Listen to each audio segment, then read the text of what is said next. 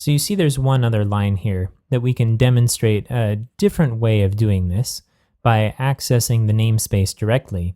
So I'm going to scroll back up to the top, and let's go ahead and uncomment this one out too, and click Save. Now if we go back to the browser and refresh, we should get an error because it says that the other validator is not found.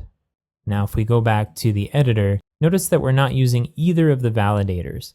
So that means that we have to use a fully qualified name in order to get to the class that we want to use.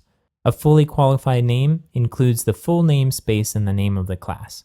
So let's scroll down, and then we're going to recomment out this other validator bit, uncomment out the fully qualified namespace here, and do the same thing for the isValidEmail. Okay, so let's save this and jump back to the browser just to make sure it works. Submit it, and it works fine.